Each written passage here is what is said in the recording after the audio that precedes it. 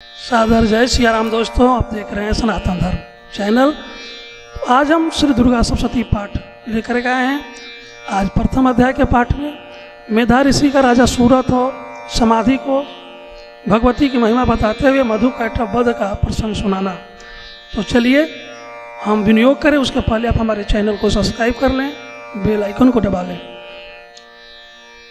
ओम प्रथम चरित्र से ब्रह्मा ऋषि महाकाली देवता गायत्री छंद नंदा शक्ति रक्तदंतिका बीजम अग्नि सततत्व ऋग्वेद स्वरूपम श्री महाकाली प्रीतते। प्रथम चरित्र जपे विनियोगा। प्रथम चरित्र ब्रह्मा ऋषि महाकाली देवता गायत्री छंद नंदा शक्ति रक्तदंतिका बीज अग्नि तत्व और ऋग्वेद स्वरूप है। श्री महाकाली देवता की प्रसन्नता के लिए प्रथम चरित्र के जप में विनियोग किया जाता है। भगवान विष्णु के सो जाने पर मधु और कैटभ को मारने के लिए कमल जन्मा ब्रह्मा जी ने जिनका सत्वन किया था, उन महाकाली देवी का मैं सेवन करता हूँ। वे अपने 10 हाथों में खड्ग चक्र गदा बाण धनुष परिध शूल भुसुंडी मस्तक और शंख धारण करती हैं। उनके 3 नेत्र हैं। ये समस्त अंगों में दिव्य आभूषणों से विभूषित हैं। उनके शरीर की कांति नीलमणि के समान है तथा वे 10 मुख और 10 पैरों से युक्त हैं। मार्कंडेय जी बोले, सूर्य के पुत्र सवर्णी जो 8वें मनु कहे जाते हैं, उनकी उत्पत्ति की कथा विस्तार पूर्वक कहता हूँ, सुनो। सूर्य कुमार महाभाग सवर्णी भगवती महामाया के अनुग्रह से जिस प्रकार मनवंतर के स्वामी हुए, वही प्रसंग सुनाता हूं।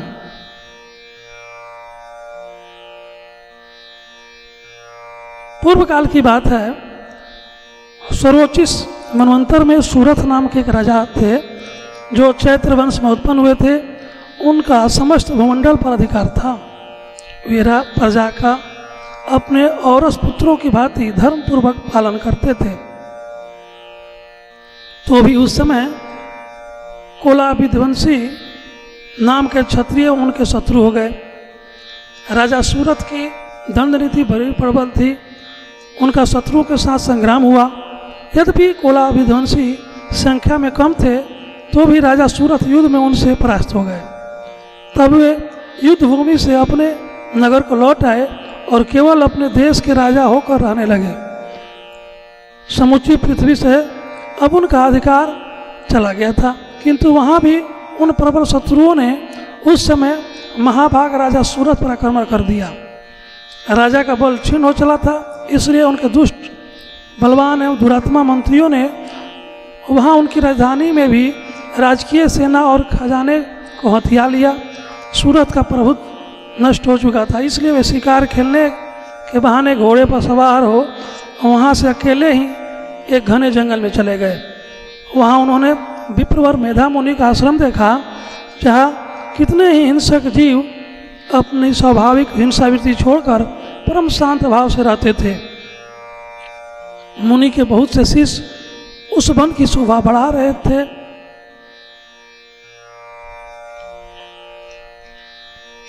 वहाँ जाने पर मुनि ने उनका सत्कार किया और वे उन मुनि श्रेष्ठ के आश्रम पर इधर उधर विचरते हुए कुछ काल तक रहे।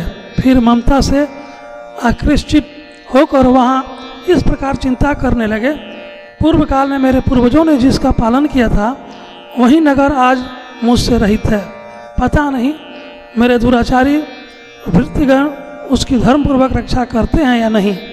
जो सदा मद की वर्षा करने वाला और सूरवीर था, वह मेरा प्रधान हाथी अब शत्रुओं के अधीन होकर न जाने किन भोगों को भोगता होगा।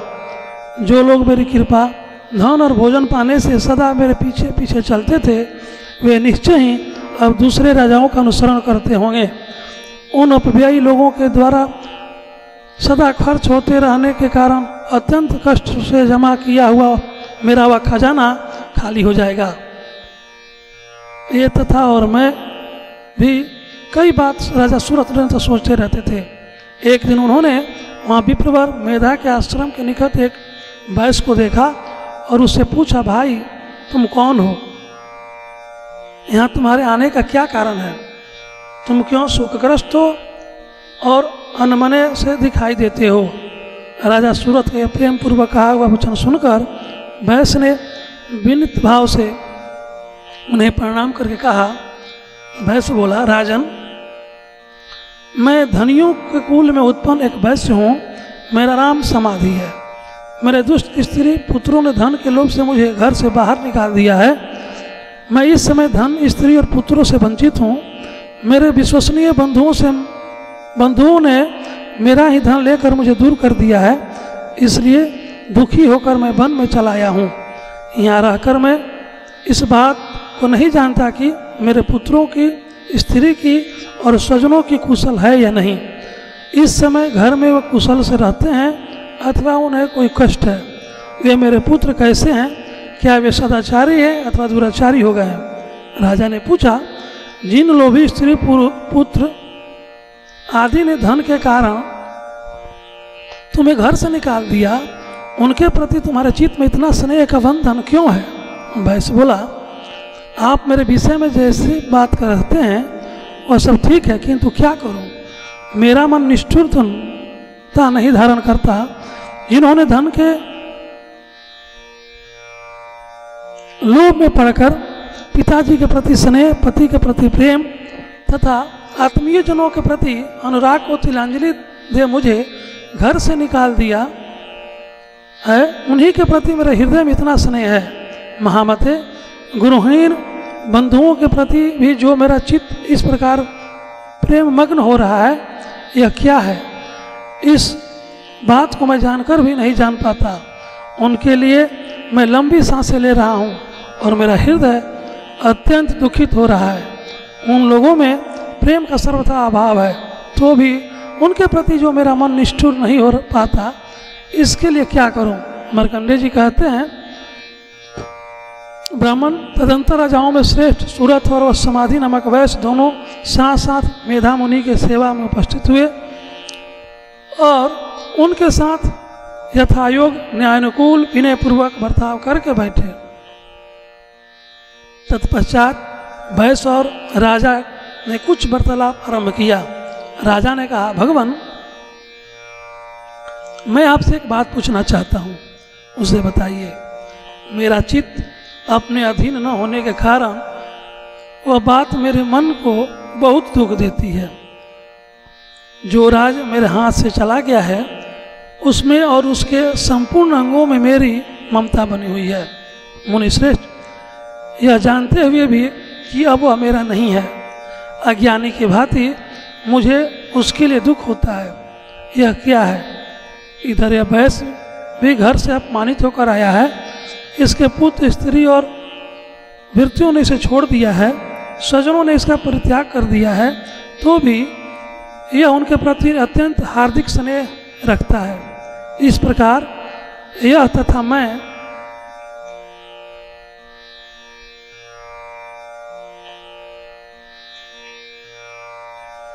दोनों ही बहुत दुखी हैं। जिसमें प्रत्यक्ष दोष देखा गया है उस विषय के लिए मैं भी हमारे मन में ममता जनित आकर्षण पैदा हो रहा है। महाभाग, हम दोनों समझदार हैं, तो भी हम में जो मोह पैदा हुआ है यह क्या है? विवेक शून्य पुरुष की भांति मुझ में और इसमें भी यह मूर्ता प्रत्यक्ष दिखाई देती है। ऋषि बोले, महाभाग, विषय मार्ग का ज्ञान सब जीवों को है, इसी प्रकार विषय भी सबके लिए अलग अलग है।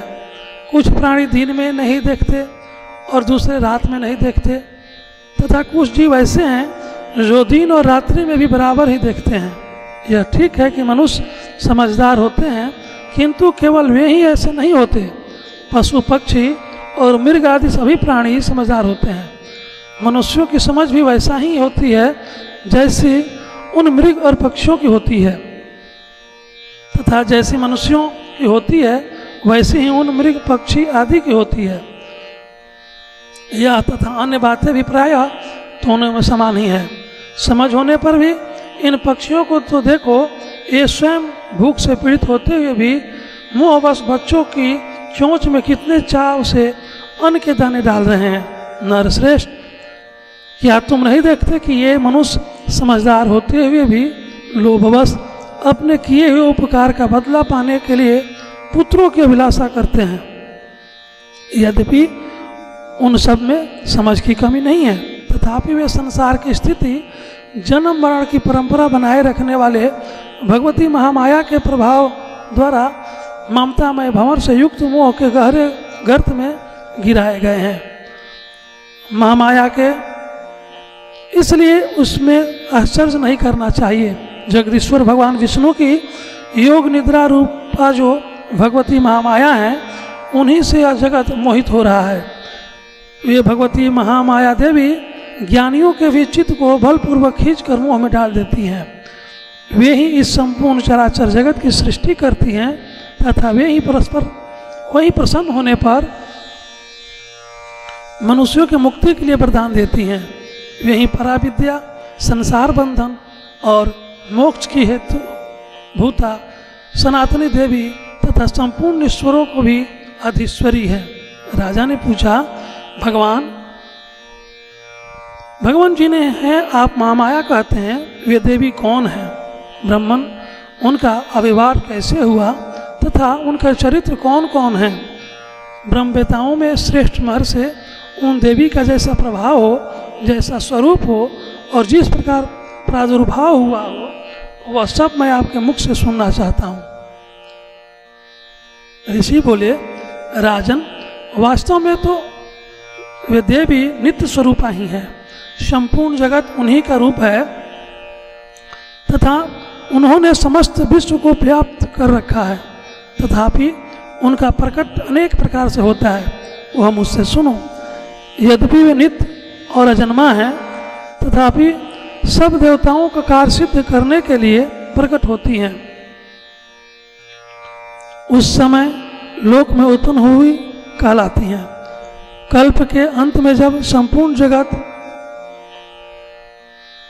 कारणों में निमग्न हो रहा था और सबके प्रभु भगवान विष्णु शेषनाग की सैया बिछाकर योग निद्रा का आश्रय ले सो रहे थे, उस समय उनके कानों में मैल से दो भयंकर असुर उत्पन्न हुए जो मधु और कैटव के नाम से विख्यात थे। वे दोनों ब्रह्मा जी का वध करने के लिए तैयार हो गए। भगवान विष्णु के नाभि कमल में विराजमान प्रजापति ब्रह्मा ने जब उन दोनों भयानक असुरों को अपने पास आया और भगवान की सोया हुआ देख तब एकाग्रचित होकर उन्होंने भगवान विष्णु को जगाने के लिए उनके नेत्र में निवास करने वाली योग निद्रा का स्तवन आरंभ किया, जो इस विश्व की अधीश्वरी जगत को धारण करने वाली, संसार का पालन और संहार करने वाली तथा तेज स्वरूप भगवान विष्णु की अनुपम शक्ति हैं। उन्हीं भगवती निद्रा देवी की भगवान ब्रह्मा स्तुति करने लगे।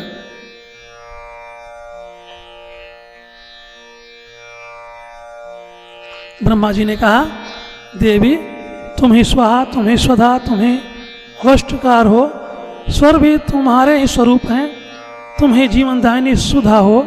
नित्य अक्षर प्रणव में आकार, उकार, मकार, इन तीन मात्राओं के रूप में तुम ही स्थित हो तथा इन तीनों मात्राओं के अतिरिक्त जो बिंदु रूपा नित्य अर्ध मात्रा है, जिनका विशेष रूप से उच्चारण नहीं किया जा सकता, वह भी तुम ही हो। देवी तुम ही संध्या, सावित्री तथा परम जननी हो।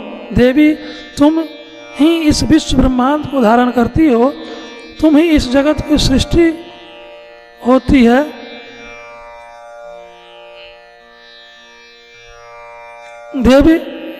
देवी तुम ही इस विश्व ब्रह्मांड को धारण करती हो, तुमसे ही इस जगत की सृष्टि होती है, तुम ही से इसका पालन होता है और सदा तुम ही कल्प के अंत में सबको अपने ग्रास बना लेती हो।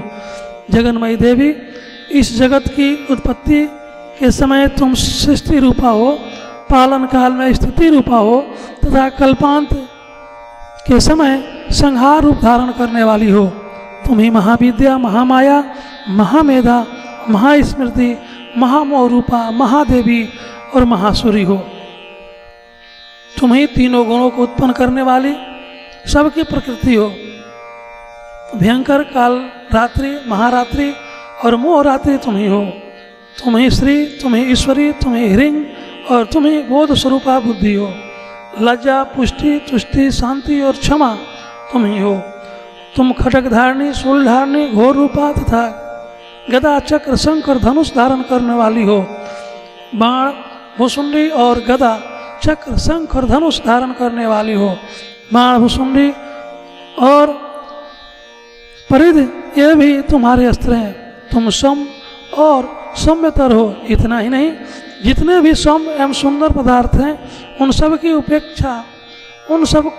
अपेक्षा तुम अत्यधिक सुंदरी हो। पर और अपर, सबसे परे रहने वाली परमेश्वरी तुम ही हो। सर्वस्वरूपे देवी, कहीं भी सत्य असत्य रूप जो कुछ वस्तुएं हैं और उन सब की जो शक्ति है वह तुम ही हो। ऐसी अवस्था में तुम्हारी स्तुति क्या हो सकती है। जो इस जगत की सृष्टि, पालन और संहार करते हैं उन भगवान को भी जब तुमने निद्रा के अधीन कर दिया है तब तुम्हारी स्तुति करने में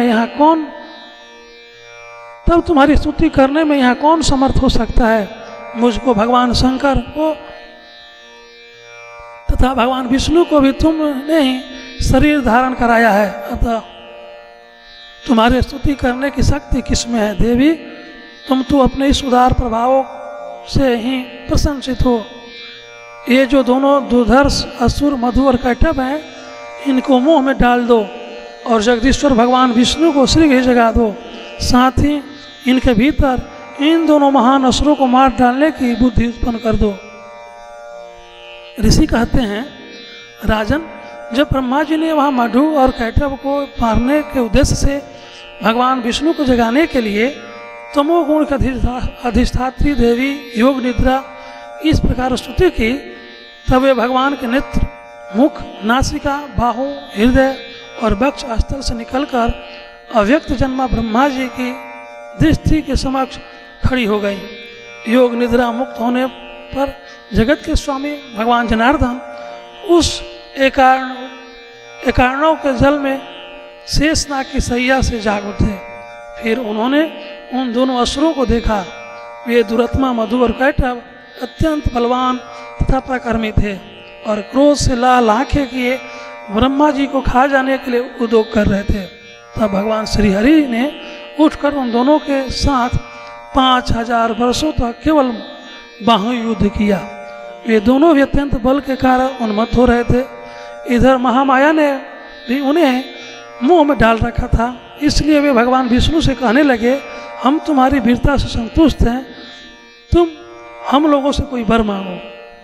श्री भगवान बोले, यदि तुम दोनों मुझ पर प्रसन्न हो तो मेरे हाथों से मर जाओ, बस इतना सा ही मैं वर मांगा है, या दूसरे किसी वर से क्या लेना है। ऋषि कहते हैं, इस प्रकार धोखे में आ जाने पर जब संपूर्ण जगत में जल ही जल देखा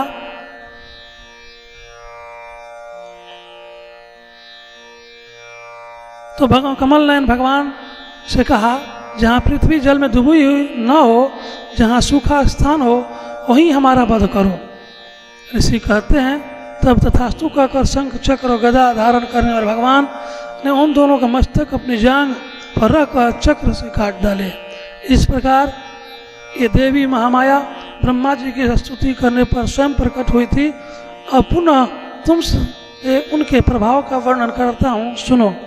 इस प्रकार श्री मार्कंडेय पुराण सवर्णिक मनवंतर की कथा के अंतर्गत देवी महात्मा में मधु कैटभ वध नामक पहला अध्याय पूरा हुआ। एक बार बोलिए दुर्गा महारानी की जय, विष्णु भगवान की जय, माता महामाया की जय। दोस्तों, दुर्गा सप्तशती का प्रथम अध्याय कैसा लगा कमेंट में लिखें। चैनल को सब्सक्राइब करें, वीडियो को अधिक से अधिक शेयर करें। सादर जय सिया राम। दोस्तों, आगे देखिए दूसरी अध्याय कथा में देवताओं के तेज से देवी का प्रादुर्भाव और महिषासुर की सेना का वध की कथा दूसरे अध्याय में आएगा। तो बने रहे। सादर जय सिया राम।